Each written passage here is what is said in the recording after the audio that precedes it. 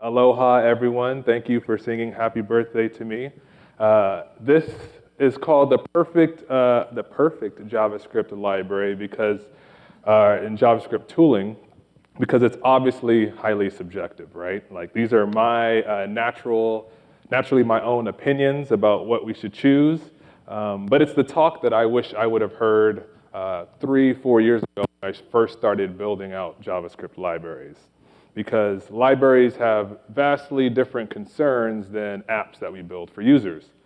So these are the learnings that I've kind of picked up over time, building tooling type things, both in open source, on the job, as well as watching other people and seeing what they did in order to build their libraries. So I've already tweeted out a link to the slides if you want to follow along. I'm going to have tons of resources and links to other things that I can't deep dive into. So if you go to my Twitter, BenMVP, you should already see a tweet there. So whenever we're talking about non-end user features like building up tooling, we need to ask ourselves, like, what's the benefit of all of this? Like, do these decisions that we're going to do they really, really matter? Because if it's not a feature for the end user, then it needs to be a feature for the developer so that they can then give value to the end user. Otherwise, we find ourselves bike shedding and arguing over things that really don't matter. So this article by Kent C. Dodds, it basically says exactly that. It says basically that we need to measure our success, how well we can deliver what the end user wants. Therefore, our choice of tooling should be based upon that goal and nothing else. So then, as a result, our kind of focus on the user mentality, it still applies for the tooling of libraries, except that the user in this case are other developers, those developers that are going to build things, use our library in their apps for other users.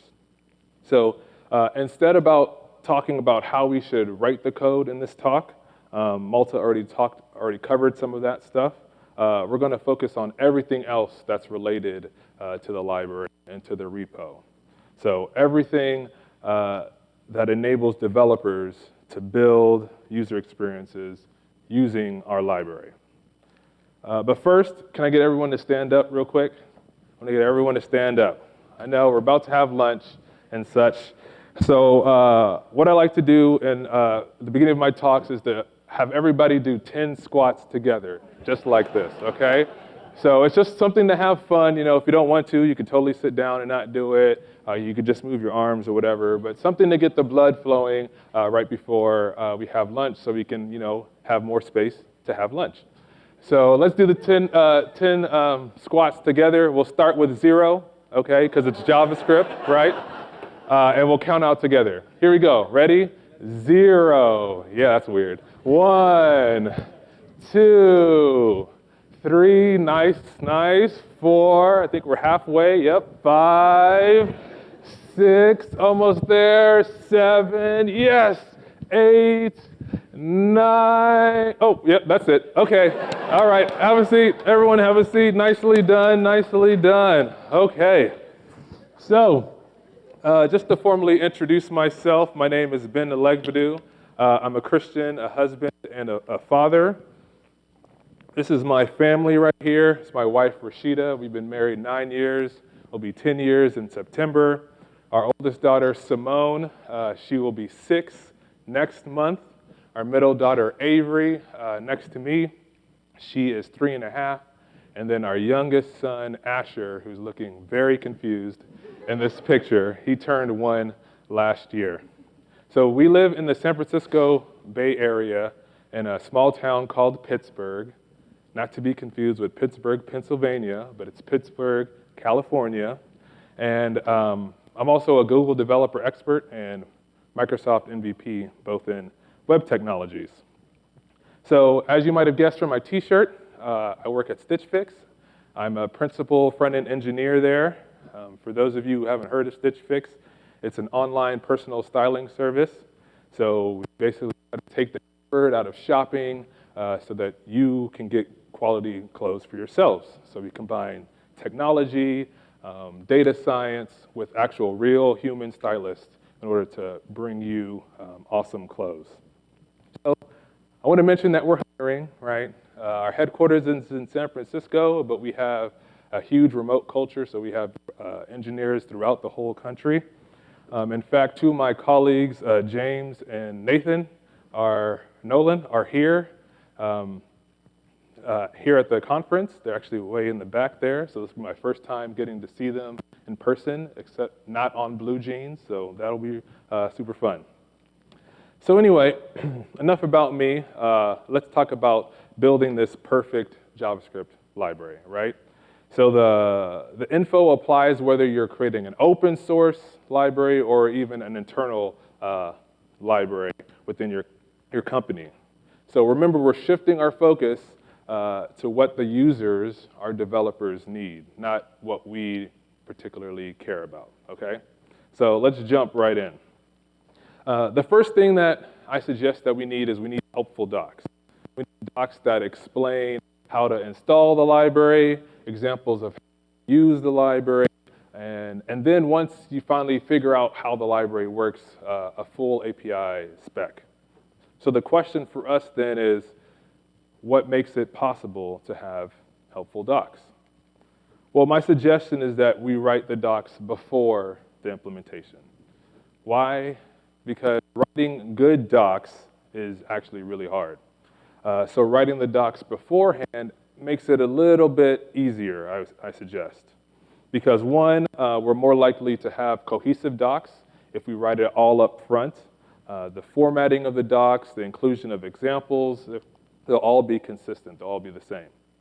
And then secondly, when we write the docs, when we know ahead of time, we know about how the library works the least, right? So we're able to have empathy for newcomers, which was also what Malta mentioned in his talk as well. And then lastly, number three, we can get feedback from others before we do the implementation. And we'll be able to just give them the docs in the format that anybody using the library would read them, so that they'll be able to really understand how things work. And it's much better than trying to give them an implementation spec. So then the question is, like, what kind of docs should you write? I want you to keep in mind that there are at least 4 types of docs. There are tutorials, there are how-to guides, explanations, and references. So if I'm using Lodash as an example, references would be the traditional API docs for Lodash. How-to guides would be examples showing common use cases for Lodash functions, like pick, for instance. Explanations, on the other hand, are blogs, videos, talks at conferences to explain maybe why using Lodash chain is poor performing. So they're really opinionated in their topic. And it's stuff that you wouldn't necessarily put in API docs. And then tutorials would be Lodash workshops that we would find on Egghead or front-end masters online to help guide the user step by step. So for your perfect library, you should at least have references and how-to guides, so the API docs and the examples. So in summary, for the docs, my suggestion for your repos readme.md file is to have things in this order, right? Badges, description, installation, quick guide, then the API, technical details, contributing, and license. And I want to call out that the technical details should be at the bottom, right? Usually the library gets created because they want to solve some kind of technical problem, make something faster, make something better. So it gets put at the top of the README, and it's like paragraphs and paragraphs, and nobody wants to read that stuff. Only you care about that stuff. So put that at the bottom and show me how to install your library. Okay, so then with helpful docs, I'm now able to use your library, right? And develop. But then the next thing that I would need is I would need TypeScript types. So for those who don't know, TypeScript is a typed superset of JavaScript that compiles down to plain JavaScript. So this suggestion may be a little bit controversial, right? It's certainly my own bias because I love using TypeScript. but the numbers from the State of JavaScript surveys kind of back me up. TypeScript has become super duper popular. In 2018, I consider it the year that everyone discovered TypeScript, right? So only a third of people in 2017 were using TypeScript. Then the number jumped to almost half in 2018. And then last year, it was nearly 60% of people using TypeScript. And when you add in all the people who wanted to learn how to use TypeScript, the number jumps to 80%. So that means 8 out of every 10 developers will need TypeScript definitions from your library in order to develop in TypeScript. So then the question is, what makes it possible to make TypeScript definitions available to the developers? Well, one option is you could build your app, build your library rather, in JavaScript, regular JavaScript, and then add TypeScript definitions to definitely typed. It's this repo of high quality TypeScript definitions. So there are like 7,000 TypeScript definitions in that repo. React is in there, Lodash is in there, various different libraries that are not written in TypeScript, but have TypeScript types available. The only drawback, or one of the drawbacks with this really, is that you have to know TypeScript really well in order to create TypeScript definitions. So my suggestion is you just might as well write it in TypeScript, right? There's definitely a learning curve with using TypeScript, no doubt, but in the interest of serving your users, the other developers who want to use your library, writing in TypeScript is the best way to provide type definition files because they're going to get auto-generated. And I'll talk a little bit later about how that happens. It's also really difficult to write types for untyped code because when we have untyped code, we're able to make some shortcuts and assumptions about how things work, but those things aren't allowed in TypeScript because we have to be type safe. So TypeScript also, in addition, gives us modern JavaScript. So all of the nice features that are coming out in new versions of ECMAScript, those are also available in TypeScript. So it's not only a win because we give type definitions to our users, but we also get to develop with modern JavaScript. So it's kind of everybody's winning in that sense.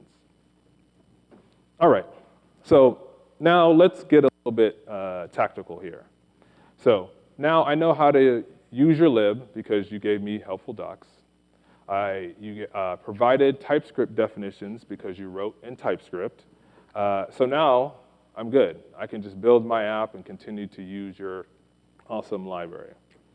But while developing, there's nothing more frustrating than running into a library bug, right? And in the beginning, you know, we're trusting, we assume the library is perfect, so the problem is with us. So we're spending hours and hours wondering why, you know, I'm giving all this information or providing the parameters that the library says in those helpful docs, and I'm not getting out the answer that I'm supposed to. Like, what's going on? So we really want our library to be perfect, like bug-free. We need to do our absolute best to make sure that there are no bugs. So then the question, of course, is like, what do we have to do in order to make our library as bug-free as possible? Well, it starts with the three-headed monster of unit testing with coverage from Jest, linting from ESLint, and then type checking from TypeScript. So I want to call out the type checking because not only is developing in TypeScript like good for providing type definitions like we talked about, it's also good because it's also good for our users because it helps prevent bugs. So those like edge cases where something was undefined when you didn't expect it to be undefined, or you refactor a function but forget to change one of the places where you called it, like TypeScript will catch all of those different things. And with Visual Studio Code, you can get type checking happening as you're coding. So you're like fixing problems or catching problems as you're coding. But I'm guessing most of you knew that already. What I'm more interested in is taking it to kind of like a next level. So typically you would run linting and type checking and unit testing with 3 separate commands, like I mentioned. But with a feature in Jest called Jest projects, you can run them all through Jest. So Jest has been refactored maybe a year ago into a platform. So in the beginning, you have it's what I call the file collector, and that determines like what files should be run in order to be tested. And then at the end part, you have what I call the error reporter that shows what errors happened and what passed and all those things. And then in the middle, there's the runner, which is the actual thing we're running. So typically, that's just been a unit test runner in the middle. But now you can have different plugins to run other things. So you can have an ESLint runner, or you can have a TSC, a Typescript compiler runner in the middle. So now when you use that sort of thing, now you can have ESLint run in watch mode, which is not possible with the ESLint command line because Jest runs in watch mode. You can also run all of the things in parallel as well because that's how Jest runs. And then you get a consistent error reporting at the end about which things failed. So simply, you call Jest from your test script in your NPM script, and you're off to the races, and everything will be tested there. And then you can take that test script, and you can run it in your CI, or your continuous integration environment. So there are many CI services out there, like Travis or Circle CI, but lately I have been using GitHub Actions and GitHub Workflows, and really, really loving it. Because I can just use GitHub Actions and not have to sign up for a different service and connect it to my repo. So here's an example of a GitHub workflow that runs the tests on node 10, on node 12, and 13. So whenever I'm running my tests, part of it is I run it on all the LTS versions. So that'll be 10 and 12, the even numbers, because 8 just got dropped. And then I run it on the latest odd to see if there are any new things, backwards compatible changes that I gotta catch as quickly as possible. So it's important to run on multiple versions of Node for your library because you don't know which versions your developers are gonna use. So I really want to spend more time unpacking some of those things that I talked about, but I don't have time to go into those details. So here are a bunch of links to resources that kind of go more into those. All right, so we've discussed helpful docs. We talked about TypeScript types, and then how our library can be bug-free. Let's bring it home with the last one. So no matter how hard you test and test and test, there are inevitably be bugs. You know, we're still going to be bugs no matter how well we write our code. So, or even if you write perfect code, there's still going to be a feature request from someone that's a really good idea that you want to implement. So you want to be able to get those changes out to your users, out to those developers as quickly as possible. So from their initial request to when it's published on the registry, we want to make that as quick as possible. So the question for us is, like, what makes those changes get there as quickly as possible? The first, it starts with the issue itself, okay? So whether it's a bug or a feature request, we want as much detail as possible. So with GitHub issue templates, you can guide the developer into a flow based upon their need. So whether it's a bug report or a feature request. And then with each of those templates, you can have labels tied to them so things are automatically categorized for you when you're filtering through different problems. And one thing I do want to call out is specifically for bugs, you can suggest that the developers run the info package and include its results. And it provides all this information about their environment. So whether they're Windows or Mac, or what versions of Node and Yarn and NPM they have installed. And there's plenty of other things in the CLI that you can configure. So you can go to their helpful docs and find out more about it. But it kind of just answers a lot of the questions from the start. Okay, so there are various communication files to streamline the process. Thank you very much. So I want to call out the prettier config file, especially. If you're not familiar with Prettier, it provides consistent formatting to all of your files, JavaScript, CSS, like Markdown files, everything. So now there's no time wasted arguing over the format of your code.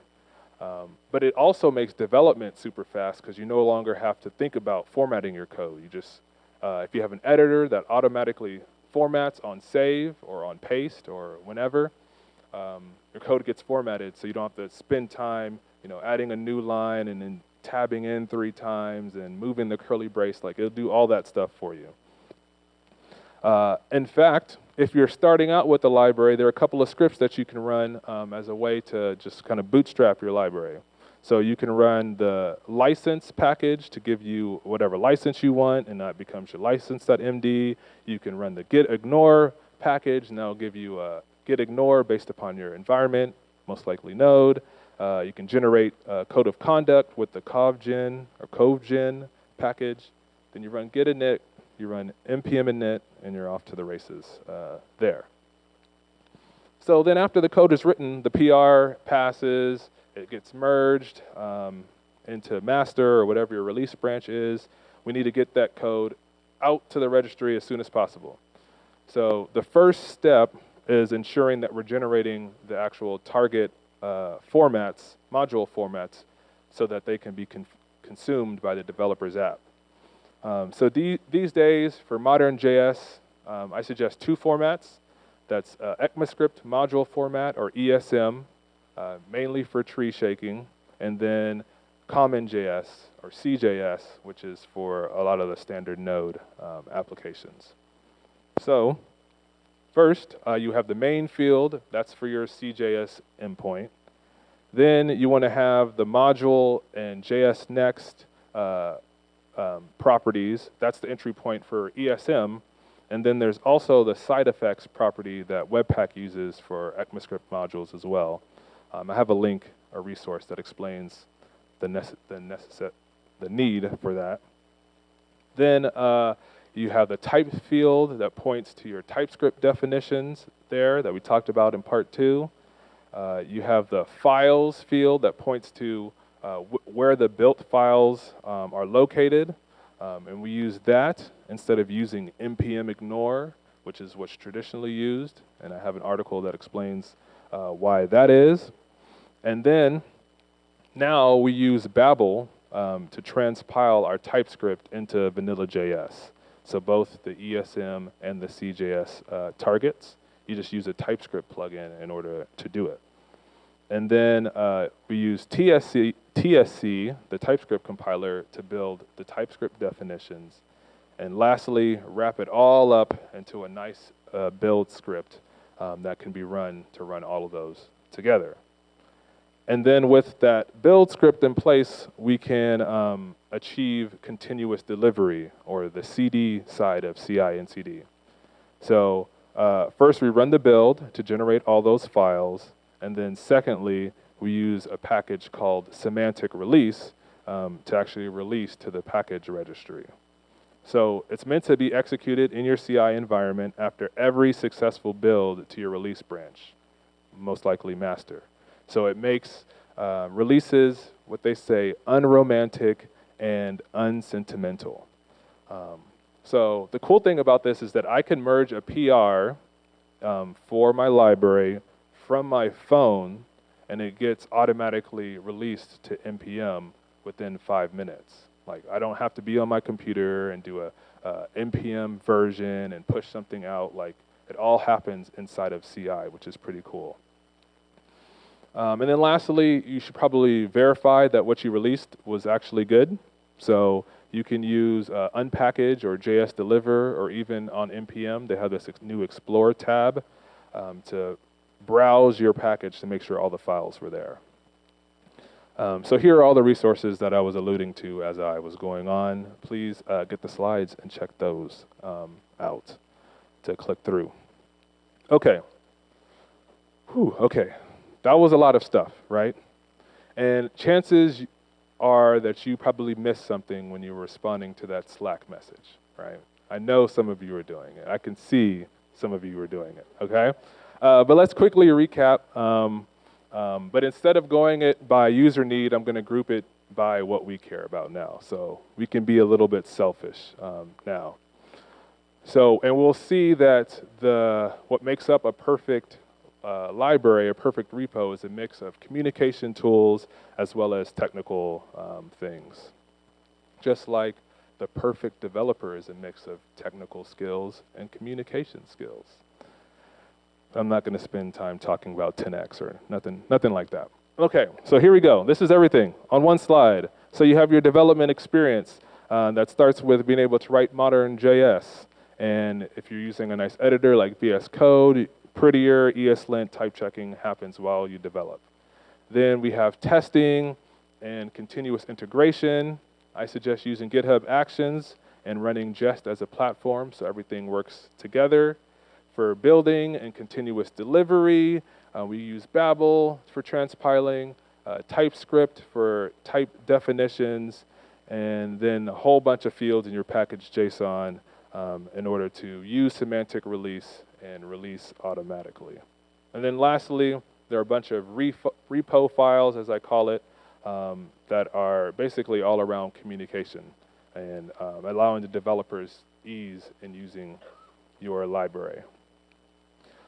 So that was all the info that I needed like 3 or 4 years ago, and when I was trying to build my first library, and I was trying to do it the correct way from the beginning.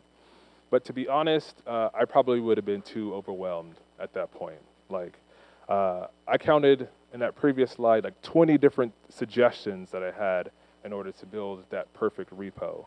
And at that time, even though I wanted to do it right, I was more focused on actually building the library itself, not all this tooling infrastructure, because I didn't care about it then as much as I care about it now. And even now, like, I don't want to go through all those 20 things every time I'm building a library. So I created this zero config CLI tool. I call it bin MVP CLI, after myself, yes. And it abstracts all of that work for all the libraries that I'm building. So it does everything but write the docs and obviously the source code. If it write the source code, that'd be amazing, but it's not sentient yet. Okay, so the CLI does have some options, right? So you could totally use it for your library, but it's called the bin MVP CLI for a reason. It's for me and for my library. So, you know, I'm not going to accept any issue tickets to make it more configurable. I'm just telling you right now, that's not going to happen. If it works kind of like React scripts, if you ever have used that before with Create React App, you can run npm bin MVP CLI create with the name of your library, and it will create the whole folder, all the GitHub workflows, all of the templates, package JSON with all the fields, and then it installs the package, the CLI, as a dependency so that it could run all of the other scripts as well. So the test script and the build script do basically what I talked about before. The start script is for development, which basically runs test in watch mode. So it just checks whatever you've done in your Git changes, and it will run the test based upon that changed code. But the most interesting thing, which I really wish I could spend more time on, is the integrate command. And basically what it does is it packages up the library in a tarball, the same tarball that gets pushed up to the registry. But instead of pushing it to the registry, you'll have a separate app that it will install your library into. So you can install something from a tarball from the file system. And then I run tests and import the library as if I was using it like an application. And I run tests that way to make sure that like I exported all the methods correctly, my dev dependencies and dependencies have been set up the right way, because sometimes I put them in the wrong place. So to make sure that when a developer is using the library, they have everything that they need. So if you're interested in that, you can check out the library. And lastly, the CLI uses itself for development and testing and building. So it's kind of like the original perfect library that's enabling other perfect libraries to be created. So one last thing, a friend of mine, Jonathan Creamer, he is really passionate about front-end tooling, as am I. So he's wanting to create this community around front-end tooling. He has coined the term DivOps instead of DevOps for this type of thing. So he has a blog about it, and there's a Slack group, and there's a subreddit that you can join for that. Okay, so that's it. I just flooded you with all this information. I want to remind you that the slides, I tweeted out a link to the slides so you can totally follow it there. Hopefully there's stuff that you learned, right? There's also likely stuff that I've forgotten, so I welcome your feedback to tell me some things that could be added to make it even better. I want to thank the conference organizers for inviting me to share my knowledge with all of you. And I want to thank you all, too, for coming to the talk, because, you know, the hallway track is real. Like, you could have been there. You know, you could have gone to get a head start on lunch, like some people have done. You can't see them, but I totally can see them. But it's okay. I'm not hurt at all. And it's Hawaii, right? So you could totally be anywhere else but here. But you're still here. So I really, really appreciate it. So if you've got any questions, feel free to find me afterwards. I have swag that I'm giving away, like this hat, so I'll give that out. Or if you're introverted, you can ping me on Twitter. So thank you very much. Enjoy the rest of the conference, and mahalo.